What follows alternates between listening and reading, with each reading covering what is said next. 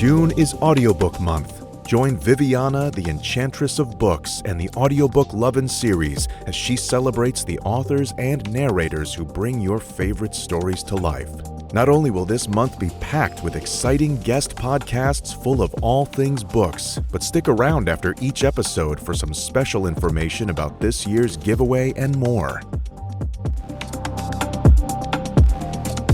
Hi everyone, we're celebrating our 10th year anniversary and I'm so excited. Welcome to season 10, episode 14 of the 2024 Audiobook Lovin Series. And today I have the pleasure of chatting with and welcoming back narrator Shiloh James. Thank you for being here. Thank you. I'm so excited to talk to you. It's seeing your journey into this has been fantastic. And now we're just going to have a bunch of questions I'm going to ask you since we already talked about all the, business stuff. Now you're going to get to know me on a personal level. Yes. Be prepared. Yeah. Well, we'll see some of these fun questions, So so the first one I'm gonna ask you is if someone, probably me, had to summon you via a cauldron, what 3 ingredients or things would they have to have or use? You know what my thought first was like holy water. Anyway, that's where my brain went. Honestly, you're gonna need some coffee, preferably decaf, like good quality. Then you're gonna want to throw in a good book, but like a good book that also has a movie adaptation so that I can geek out over both, like Pride and Prejudice. And then you're gonna want to throw in something that tempts me with fun. So whether it's like antiquing or painting furniture or quilting or laughing or bowling or axe, like anything you want to do that's going to be fun, then you got to summon me. You got to throw that in the cauldron. So whatever that signifies to you. And then if I want to come, I'll come. Okay. You're going to be like, wait. Because I'm over there on the other end casting counter spells. Or you're going to be like, hold on, what was her definition of fun today? Axe throwing. Okay, I could do that today. Let's go. Yeah. Right. Or is it sitting on the couch together watching a movie? Let's do that. Yeah, exactly. I may just throw in a paper that says, Uno, reverse, your turn. Yes. I could summon you. I know how to do that. Okay, see? Also fun. Now, we are lovers of books, specifically the romance genre. So I'm kind of curious to see for you, what does a healthy relationship look like? Oh. Why are you laughing? We're lovers of romance. And I'm like, okay, I'm ready for the spicy question. And she's like, what does a healthy relationship look for you? I'm like, oh, let me put on a therapist cap. A healthy relationship is one of equality, a push and pull from both partners where we fill in the gaps. And if both of us are not like pulling, how do I say this? Like if we're both like really terrible at planning dates, then we acknowledge that and go with it and figure out how to do it together. But for me, it's a lot of communication in and out of the bedroom, lots of communication. And understanding boundaries, respecting boundaries, and having actually liking your partner. I mean, that sounds so simple, but I can't tell you how many times people don't like their partners. And that's real. So fostering that and remembering that why you like somebody. I mean, yeah, that is definitely something that you don't ever want to look at your partner and go, damn me. Well, okay. I mean, every now and then, if you left the shoes out again, or you tripped over something that he could have put away easily, maybe for a second, like his ego. Yeah, that's yeah, yeah. But I think that's true. It's all about like communication for real, and also liking the person. Liking the person, because at the end of the day, you have to want the relationship more than you want your own needs. This might be. I'm single for a while. Hey, don't knock it. I would much rather be single than in a really bad relationship, regardless of what the definition of bad 100%. Is. 100%. So, yeah. And that's inclusive of being with friends or any kind of relationship. I'd rather be alone with my books and my cat and my dogs than in a bad relationship or hanging out with people I don't like. See? Yeah. Goes back to liking. Yeah. Like, I'm sorry, I'm at an age now where I don't have time and energy to expend on people that aren't worthy of it. Oh yeah, absolutely. Me too, girl. Me too. Because It's it's like, a if I don't like you as a person, then why am I spending time with you? And not just like love, friendship, colleagues, all the things. Good news is I like most people, and she I'm does. genuine. But I'm also like, come on now.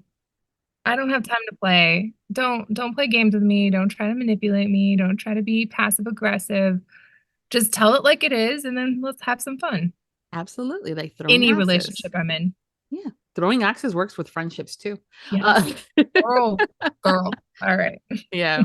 No, hey, I did it once at a Renaissance fair, surprise. But I've been dying to go to one of those like new places that it's almost like, Oh, when you come out, we'll have to go. yeah, that's gonna be that list of ours keeps getting longer of things to do when I'm in California for Steamy Lit.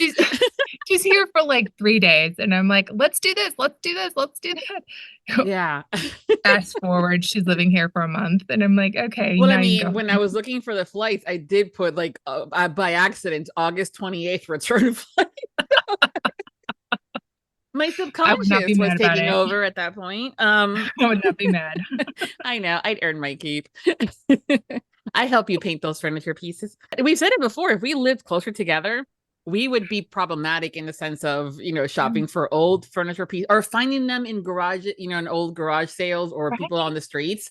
And like, Yes. how can we turn this into something of value and prettiness? Yes. So this is what we joke about, because you and I very much would have a whole room / garage / 4 rooms filled with pieces that we are going to, we promise when we get around to it, resell after we make pretty. yeah. It's fine. Which might be a good thing that we live currently on the opposite side of the states. Yeah. One day I will tempt you. Yes, one day. We might be very old by then, but that's okay. It's okay. By very old. Be like 50. Yeah. I mean, not like I don't shut up. She slid that in there as if I wouldn't hear it. Like the thing, yeah. But I mean, it's something too that I'm like, sometimes when I go out and about antiquing or just, Facebook Marketplace, because we look there too. And I'm like, oh man, if Shiloh was here, I'd be able to do that big project, Yes, girl, like you don't even understand. I am half tempted to just show up at Steamy Lit, do a little howdy ho, and then go back and paint furniture and watch movies with you. Yeah. But for sure. I'm really looking forward to Steamy Lit Con. I really do love that convention. So yeah, good. And she's probably my cherry on multiple fronts in that sense. I've never been to California, so she's going to be giving me all sorts of tours and fun things to do. And I'm going to Steamy Lit for the first time, and I'm going as a reader. So that's going to be also just to put that hat on again. It's been a while since I've worn my reader hat at a convention, so it's going to be fun. You're going to relax more. Hopefully, my goal is to help you relax. I may have to look up that definition. I maybe need to remind it of what the definition is when I'm there. But again, all fun stuff. So this is part of the little bit of that relationship kind of conversation. But also, I've noticed that we do have different love languages when it comes to, sometimes they might be the same for everybody regardless if it's a lover or a friendship situation, but even work. I realized that about 2.5 years ago, that even when it comes down to work, we have different kind of love languages, as we know. So what are your love languages? Yeah. I read those books, or that book, and the updated one a long time ago when it first came out, and did a lot of tests and conversations over it. And love languages are not just for romantic relationships, like you pointed out. They are for every kind of relationship you work with. For me, it's quality time is my top one, followed by affirmation, words of affirmation. Did you say praise kink? No, I didn't. No, I did not. How dare you think that? And then physical touch. So it's a little difficult in a work environment to deal with physical touch, but I will say, and I tell this to all my friends, gifts are my last love language. So while gifts do fill me up, not a lot, I'm not the world's best gift giver. I try hard, and the harder I try, the weirder the gift gets. Like that is just, and I warn people, and it's come to a point where my friend who's I've had the longest, my best friend, she just gives me a list. I'm like, perfect. Thank you. And she's genuinely happy when she gets what she wanted from me. And, yeah. And she knows that for me, it's the act of being able to go and get that for her and find it and create an experience. But for me, it's really hard. And I have a couple friends, you included, that are gifts is very high up there. So I'm learning and I'm asking for patience as I navigate that. Acts of service as well. I think they're pretty up there for you. So I'm learning how to do. I'm naturally just a giving person, so I'm here for that. But I do know that gifts are definitely a secret sauce I don't understand. Yeah, I realized that too, because like you said, that one of my love languages is if I like gifting things to people. I guess just comes from that me being a giver thing, but it's that whole like making you, it's for me, it's about the final results, not the item so much, but the fact that you are so like happy about that item, right? Fill in the blank, whatever that was.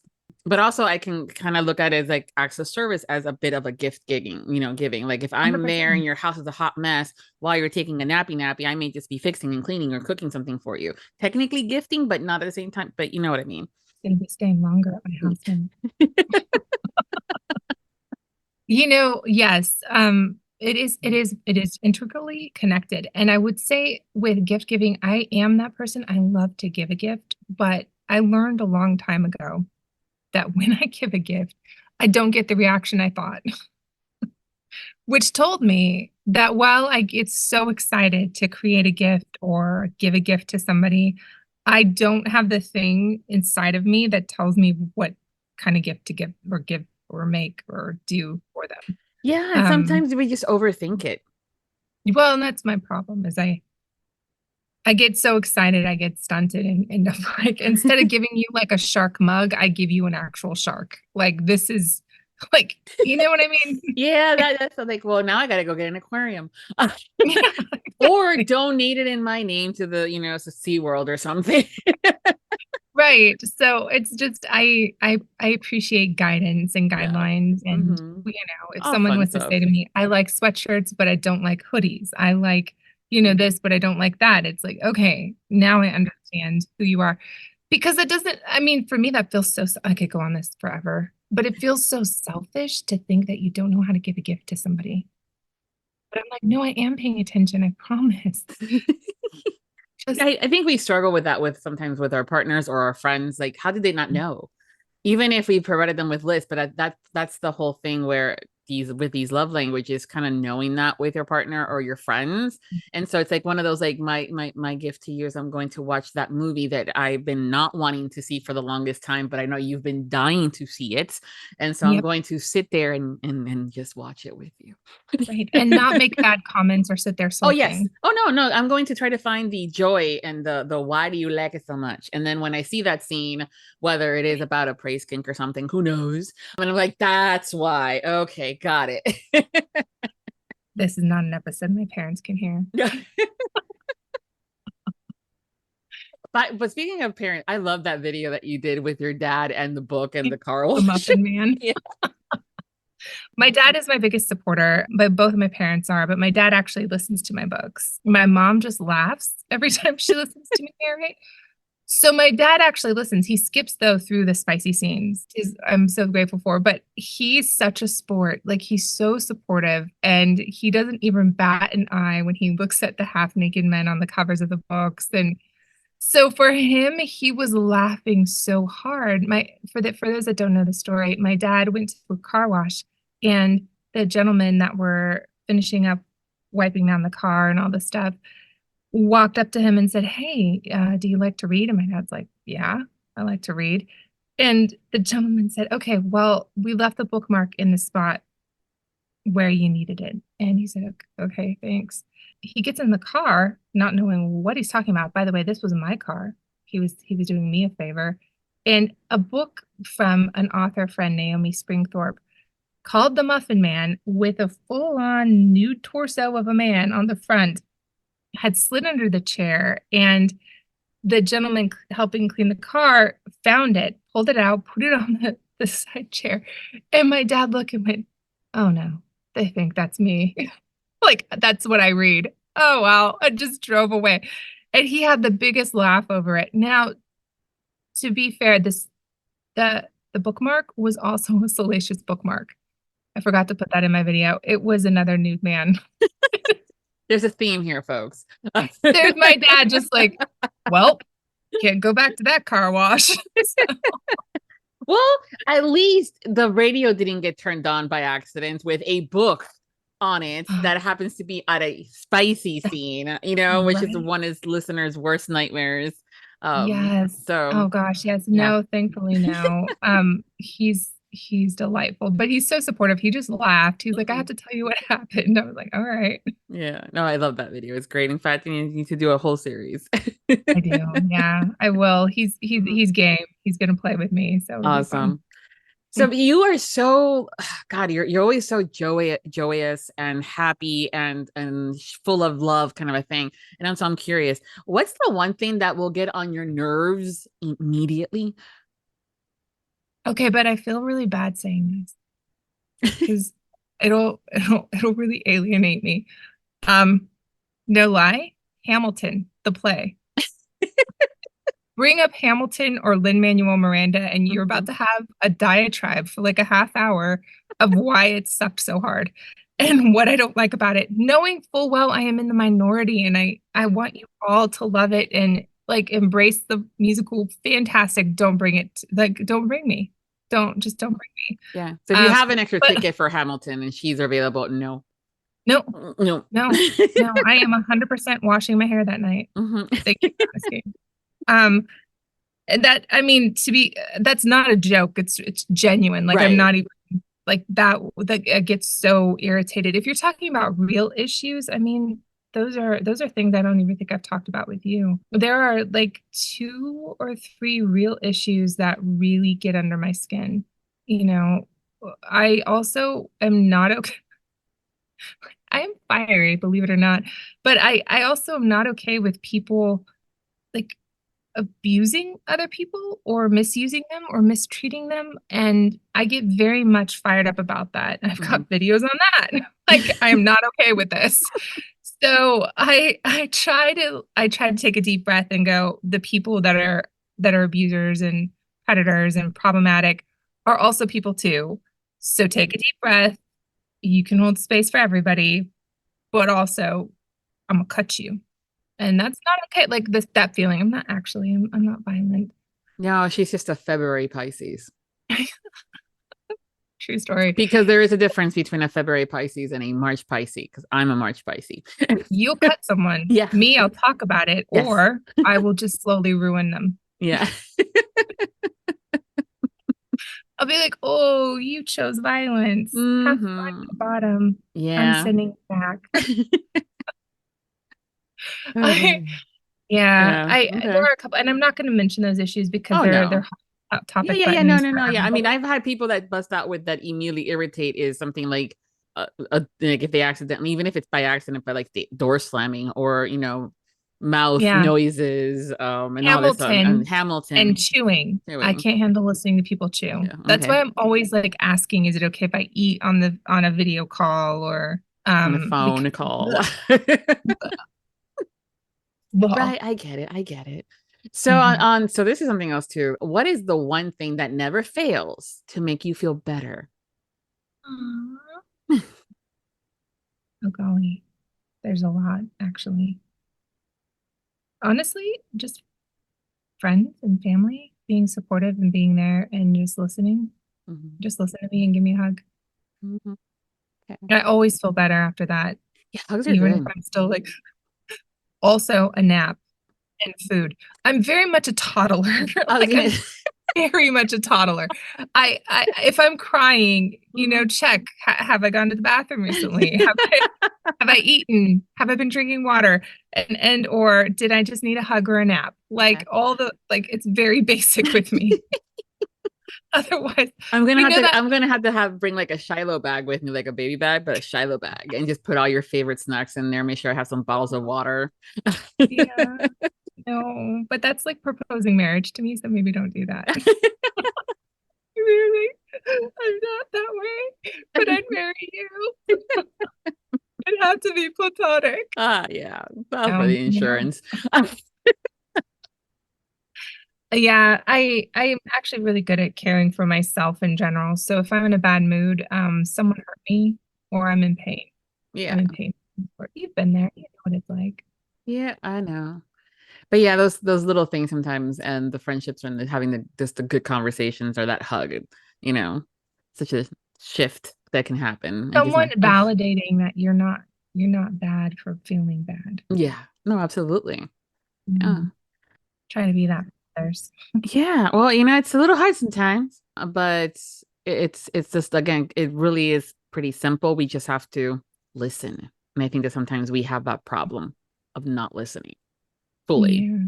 So, but here's a good one for you. And when I saw the question, I was like, oh, this is going to be like for you guys. Okay. Who would narrate an audiobook memoir about your life? 100% Angie Hickman. That was quick. Yeah, well, I had the benefit of actually listening to her narrate a piece I wrote. I can't tell you where or when or how because that's secret. Yep, but no. I had the benefit of hearing it and I went, why does she understand me better than I understand myself? So 100% I would hire Angie Hickman. Okay. No matter the cost. Yeah, well, there you go, folks. Now you just got to get the whole memoir thing done. Yeah, well, I'm getting there. Fascinating life. Hey, a day in the life of Shiloh James. Yeah, right. Weirdly boring and yet exciting all at the same time. Nah. So here's another one that I was like, oh, this is a good Shiloh one. What hobby have you always wanted to pick up? Oh, girl, I pick them up if I want to. No, I mean, I do. If I have a hobby that I'm like, I could do that, then I go do it. Okay. There is one that I probably won't pick up that I want to. And that is blacksmithing. You know what? Same. Right? But I could see me doing it. Yes. Like in 10 years, just being like, you know what I'm going to do this week? I'm going to go get an anvil and a forge and a hammer. I'm going to figure this out. Not me watching that TV show. Going, that I can make that knife the mast that way. I just got to fold it and smack it and heat it and smack it and fold it, And we're talking about blacksmithing. Yes, we are. Yeah. But yeah, it's so for me, it's fascinating. Oh my God, the culinary, the cutlery that I would have would be fantastic. I'm thinking like I would either that or glass blowing. I feel like I'd want to do glass blowing more than hitting metal, but they're really close together. Yes. Basically, if I could play with fire and make things. Well, see, this is also where, if anybody that has a studio of sorts for blacksmithing and you haven't thought about how to make a business venture, there is like glass blowing ones that you can go to, the same way that you can kind of do pottery and paint them and they'll put them in the oven kind of thing. There is something where you can schedule it with some friends and create glass pieces, and they do the whole process and walk you through it for glass blowing. And I'm like, well, so why am I not doing this? I don't know, because technically you can do it without having to buy anything. What? Right. So anybody out there with blacksmithing, that might be another business venture if you want to do that. I'm sure people are going to be like, I want to smack things and make them hot. Again, blacksmithing, folks, blacksmithing. Did you say blacksmith? Yeah. Oh, goodness. When do you feel the most free? When do I feel the most free? There's a point in my prayer life, if I sit long enough, and I guess you could probably put this into meditation as well, where I can just let go of everything and then I feel free. And I try to get that moment every day. Also, I'm a big believer that there's a perfect moment in every day. And when I find that moment or I'm paying attention to them, because if you pay attention, there's actually multiple moments that are absolutely perfect throughout the day. And when I pay attention to them, I suddenly feel very free, very relaxed. But if I'm living in an anxious state or I'm living in the worry, because sometimes worry feels good to us, the best way to break out of that is to focus on what is good and beautiful and be grateful for what's around me. And then so I'll start naming things off that are gratitude, grateful. And usually in that, I'll find that perfect moment. So those are the times I feel the most free. If you're talking anything else, I would say at the ocean. Mm-hmm. Yeah. When I feel the wind and smell the waves, whether I'm on the ocean or I'm at the waterfront. Okay. Both are great. Yeah. Tell me you're a Pisces without telling me you're I was going to say. And yet, how many times do I not go to the beach? Like, I live close to the beach. I just don't go. Says the girl that if she goes west 45 minutes or east 45 minutes, I am at either the Gulf, the Gulf of Mexico or the Atlantic, and I don't. But again, I love the oceans. Viv, here's what I think it is. I think you and I are like a little afraid that if we keep going to the ocean, we'll just like live in the ocean. Like we'll just become full-on mermaids. Yeah, I mean, that's a problem. I'll be real, I'm scared of the ocean underneath. So. I find it fascinating. I can't be a mermaid, Viviana. I can't. See, the thing with me is like, well, then I got to pack a couple of jars so I can grab some ocean water and then also some containers so I can bring some sand. And what if I find the shelves that I like? And oh my God, it'd be like, no lie. I will be taking some jars and containers. So if we do end up going to the beach in California, I'm going to get some water from the Pacific and some sand that is over there because I haven't. So it's just one of those. That's the girl that I am. Yeah. Again, those little things. It can be wonderful. Mm-hmm. What is something you think people might automatically assume when they first meet you? Oh, yeah, I get this a lot, actually, especially in our industry. They assume I'm innocent and naive. And or not a deep thinker. She is. Yeah. Because I'm bubbly and friendly and outgoing and happy and sweet and kind and blah, blah, blah. They assume that I'm innocent, naive, and shallow. But yeah, no, that's not the case at all. Yeah. And it's interesting that people have that assumption sometimes of others. And I'm like, girl, if you only knew, if you only know what goes in her head sometimes. You said head, right? Yes, I did. Oh, yeah, it's fun. Yeah, but it's definitely something too, because I know we've talked about that too, where it's that whole like you have that girl next door look as well that people, in which there's nothing wrong with any of this. But it's also like we should never really put these assumptions onto people because we just don't know. Just like you can assume that someone's nice when they can really be a bitch. 100%. Yes, absolutely. And you just don't know. Even if you have extra sensories of picking up their energies, the little facial micro movements that they make that tell you who they really are. If you can see inside their brain, you still don't know. And I mean, you can guess, but I will say this used to bother me quite a bit that people misjudged me. And now I just embrace it. It helps with my job too, because I get cast often as the innocent who's not so innocent or kidnapped or shot at or all the things. And I'm here for it. Yeah. I'm here for it. It's always an adventure. Yeah. Always. Yeah. Like that. I like those movies and those books where they're like, yeah, the bad guys are like, oh yeah, that's going to be an easy kidnapping. I think actually it was Marvel where God, I forget, I can't remember her name, but it's Scarlett Johansson's character, one of the first ones where she's been quote unquote kidnapped, right? Tied to the chair, quote unquote, and the phone rings and they're like talking like, I got him. I almost had him exactly where I want him. Why are you interrupting? And the kidnappers are like, what the hell is she talking about? That woman has gotten out of her hand, her ropes and everything else so quickly. And it was just a ruse. I love books like that. I love it. Yes. Movies when that's me. Yeah. That's me. Yeah.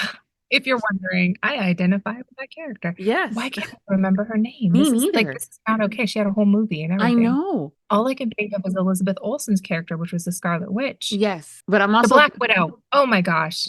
Black Widow. See, I just recently watched also the Madam Web. Is it Madam Web? It's a newer movie that just came out. It's on Netflix now, and it's the reviews have said it's not a good movie whatsoever. and I can see where that stuff might be, but it was actually an interesting concept. And also, I'm not right. What I'm doing right now is trying to figure out where it fits into the whole Marvel universe of things like that. But yeah, you're right. It's Black Widow. But yeah, for some reason, I was just not remembering the character's name. But yeah, I love things like that when that happens. You would so be that. I would say, though, if I was a Marvel character, I probably honestly relate the most to Captain America or the Ant. Ant-Man. Not gonna lie. Yeah, it's either or. It's either or. Yeah. Oh, that's a good question. That's a good one too. Yeah. I would totally date, marry, and fuck the Hulk. Yeah, he's a good one too. Sorry. It's okay. Actually, this conversation. Yeah, no. Well, again, a day in the life. Am I allowed to say the F word? Yeah, it's an 18 plus fucking podcast. Right. You're the one that usually doesn't curse at all, actually. It's one of those things where it's a rare oddity. Yeah, maybe we need to like back that out. We'll talk. It's fine. I do say it sometimes. She does every once in a while, but I do love it when she gets all cute and she does other things instead of saying the curse words. Like Mother Trucker. Yes. Which I need to make a sticker out of that for you. I need to have that be a sticker for you. Yeah. Mother Trucker. Yeah. Hey, I I fudge many times. I read this one book. It was by Carrie Ann Ryan. It's a whole series. Each holiday has a different couple. And in the Christmas one, she's an elf. And how she curses is like peppermint sticks. So I'm like, each snobs. There's one book I did where I am the most like that character. And it was in Santa Ana by Addison J. Chappell and Rachel Flannery. Oh gosh, you know what? I'm so sorry. Let's like figure that out. Anyway, Santa Ana, my brain is going. I can't remember names today. It's okay. I apologize to the authors. I love you both. Is that they were the character that I played. And it's a dark comedy book. She starts out, she's got certifications in all kinds of things, from cosmetology to like basket weaving, plus her degrees. And I'm like, that's very much me. And then she's trying to put her makeup on because she's a cosmetologist for this event. And the whole time she's not actually cussing. She's using words that are not cuss words. But as the book goes on and more things get real, like, she's just cussing her little heart out. Because she's like, I mean, by this point, bullets are flying. There's goo everywhere. I mean, it gets dark, people, but it's hilarious. Yeah. And so by the end, she's just cussing, and she falls in love with the geeky accountant, and that's real. That's real. Yeah. No, I get it. There's also those levels. Like I know, like for like when I have friends and stuff like that are not one to use profanity and curse words. If they are, they're mad, or they're really, really excited about something. And so it's just one of those things where it runs the gamut, folks. Yeah. But this is basically also their blood pressure's up. Yeah. Yeah. And again, with me, because I am very well aware of my audience as far as who's in the room with me, as someone, sometimes you just got to express yourself. You just like peppermint sticks, sugar booger. Yeah. Sugar plum. Margarita. But then again, at that point, it might just be my mental state and I might just need a margarita drink. Who knows? Meanwhile, this is me not proving that I'm not a super innocent and naive. I know. I don't know where they get it from. I don't understand. Okay. It's fine. Here's a good one too. Like, what is one thing you would try if you knew you would not fail? Oh, not fail? Yeah. Because sometimes we don't try things because we're afraid of failing. Well, yes and no. Failing? You want to know what came to my head? Yeah. Weirdly, run for president. I'm not even political. Like, I'm not. Really, that's a tall one too. But I think if I knew I'd win, I could actually get some ththings done. Oh yeah. Yeah. I'd be like, so capitalism, socialism, scratch that. We're going to do something different. Also, I feel like I just feel like if I knew I couldn't fail, I could run this country well. Doing books or doing anything else, Yeah, in real terms, write a book. Okay. Yeah. Mm-hmm. Yeah. Okay.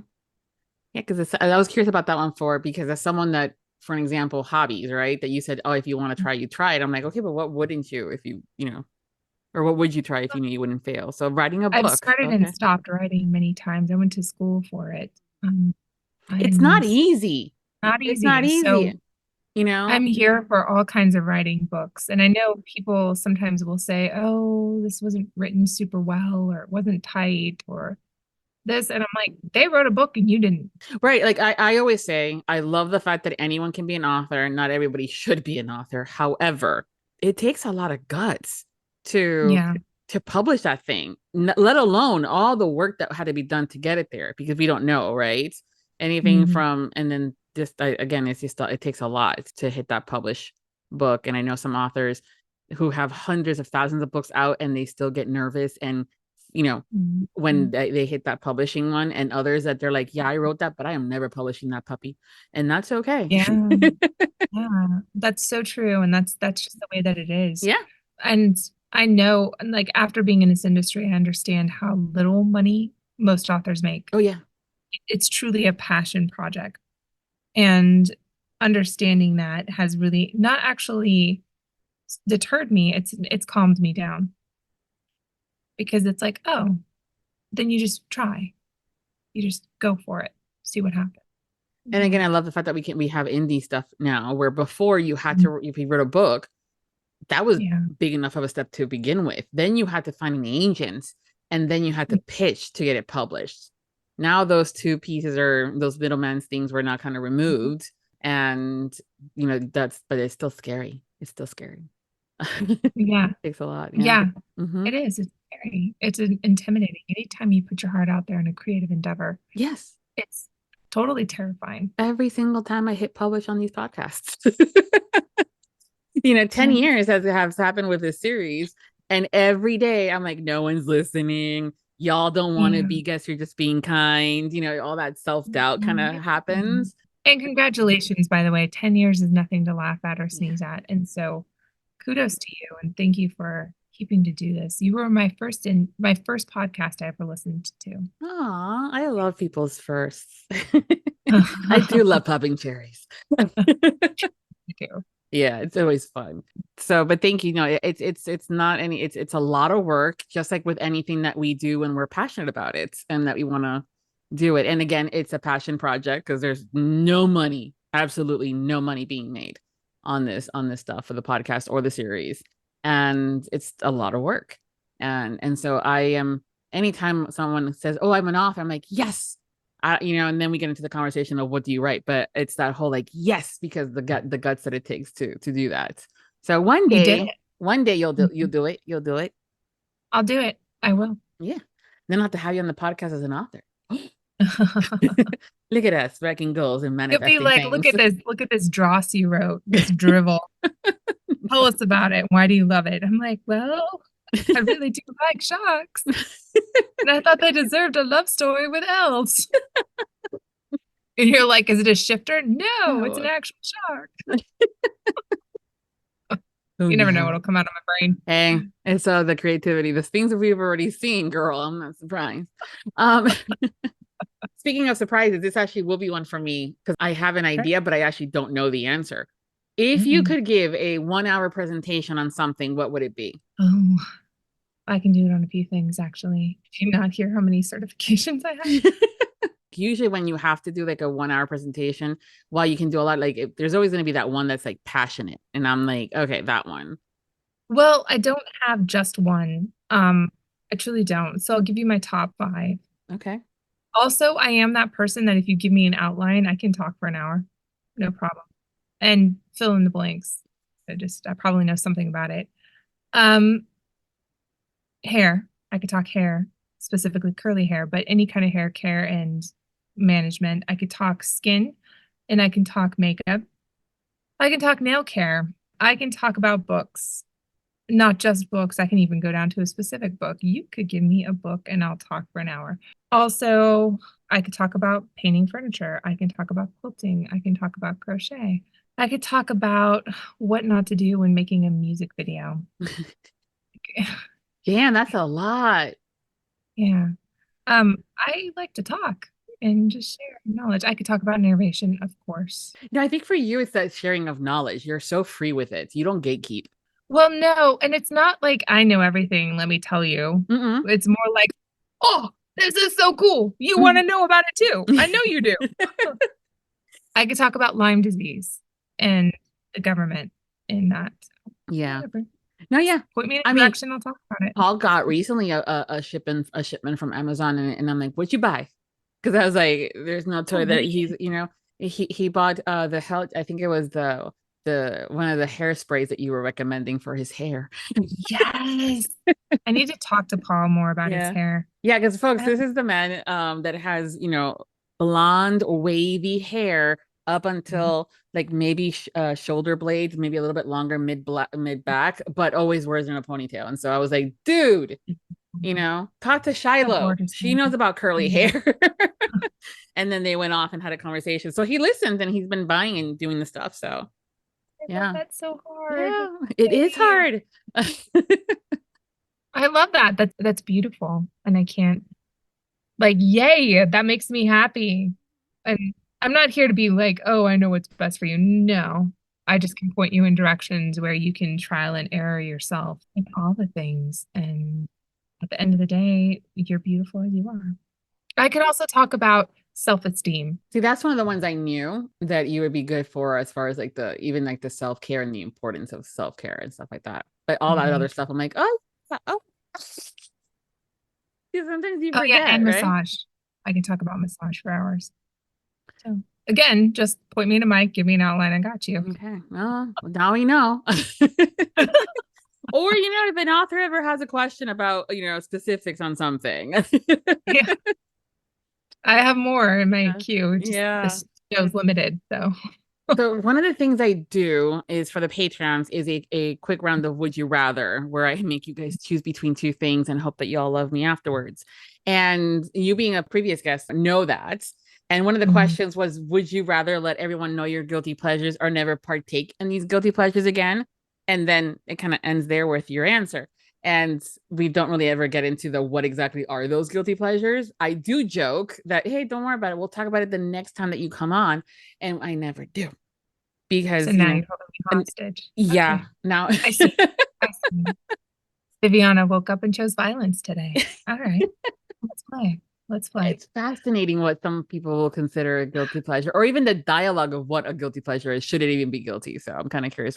I mean, yes, to all of that. What is technically a guilty pleasure? What do we see it that way? I'm going to keep clean for the show.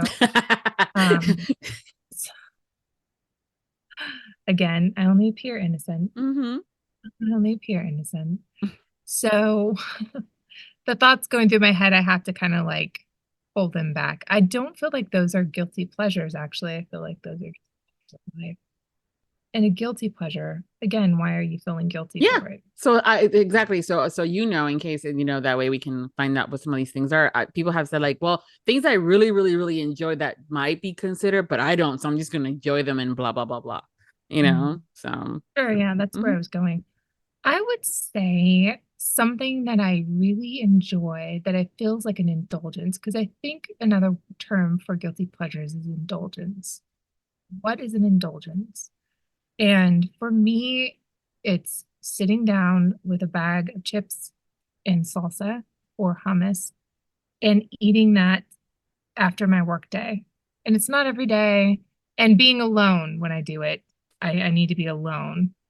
Not because I'm hiding the way I eat. It's just I need that time to recharge and watch a show, like a show I want to watch. Yeah, I get it. So that nobody else really wants to watch with me.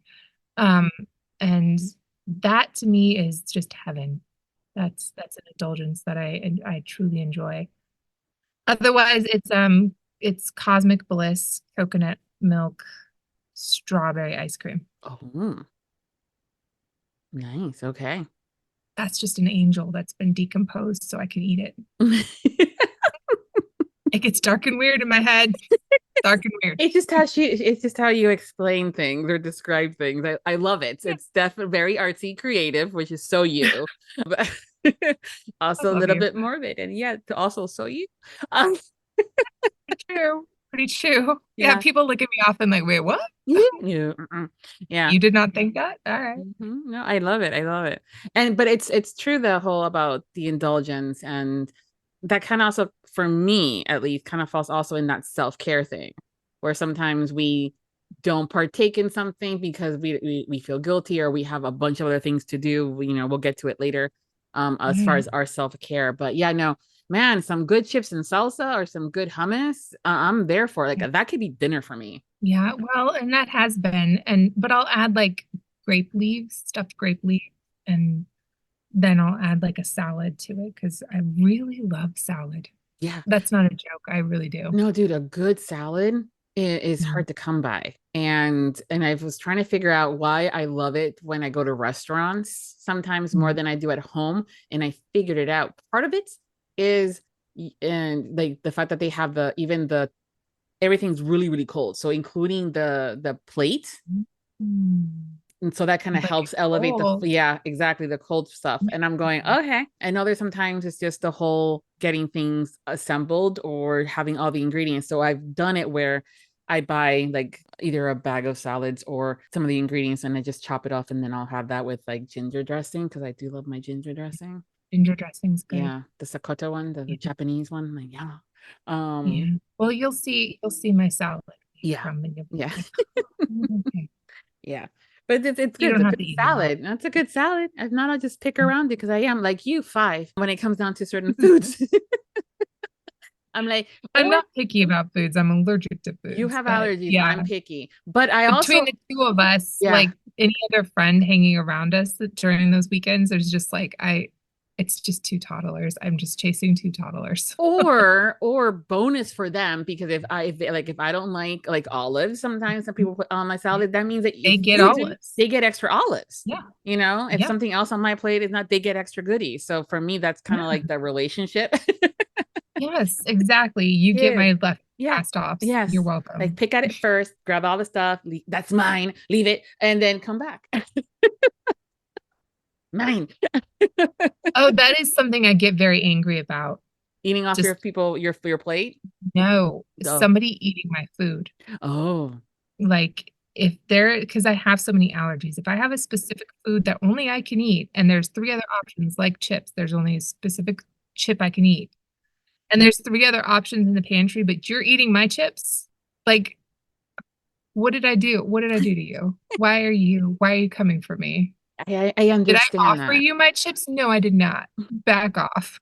And so when I share my food, that's proof I like you. Okay. Yeah. Well, but I relate to that as an identical twin. Yeah. As some, and also like, free for all. Anytime I had anything in the fridge that was mine, right, Frances would always feel like, well, it's hers too. I'm like, no, it's not. Yeah. Or my brother or my parents and stuff like that. So I'm very much like, now as the adult and the house owner, I'm like, listen, if you want a piece of my Gouda cheese, it's my Gouda. Okay. Who's eating your Gouda? I know. I'm not even kidding right now. You guys don't see me. I'm like, no, really, who's eating your Gouda? I have no problem sharing it with my dogs, funny enough, but the rule, anything that I buy for me is go ahead and have a piece. If it's the last piece, can you at least come check with me? Because that's where I'm craving something, and it will be that exact same amount, and then I go and it's not there. Yeah, you're not trying to like keep them away from the pleasure that is your food or your body, but you are trying to keep them away. Like, ask. Yeah, it's consent. Okay, you know what? Food and body, the same thing. Consent. Well, I don't have cravings, and so sometimes when I do, and that's the thing, if I know, for an example, that ginger dressing with a salad, my kid loves salads, right? And he loves the ginger dressing too. For me, it's just like, if there's enough in there that you think it's going to be just for one serving, just come and ask me, hey, are you planning on having salad? Or are you okay if I have it? Because as a parent, I'll let you have it. Fine. Yeah, right. You're the parent. Yes. Or if I love you, I'm like, fine, I'll find something else. You know what I would do is I would take some olive oil, put it into the jar of the ginger, and I would shake it up, and then I'd split it between the 2 of you. Yes. It's oiled down, watered down, but I also would have sometimes, like, my cream cheese I'll buy, and then I'll put it in the fridge where it's not supposed to go because I hide it. Yeah, 100%. Yeah, I get that. Oh, did you see? Okay, I got to send you this video where this woman took It was in Britain, so whatever the equivalent would be here, like probably onions and chive Pringles. She took the shrimp, the prawn Pringles, put cream cheese on it, took a crab stick, put it on top of that, and then like cheap caviar. And I was like, I can't eat any of that, and I 100% need to try this now. I know that doesn't sound like you. No, I'm not a seafood girl. However, I can make it for you, but you have allergies, so I can't and I won't. But if you didn't, I would. That's the other thing too. I would make it for you. The amount of sushi I made sometimes for people and other foods that I don't eat. But anyways, yeah. The thing, okay. This is also where I say I could keep talking to you for hours, and I know I have, and we have in the past for when we're not doing things like this. So, but tell us what you're currently working on and what's coming up next that you can share, and then we'll go from there. Sure. It's a busy month, which is great.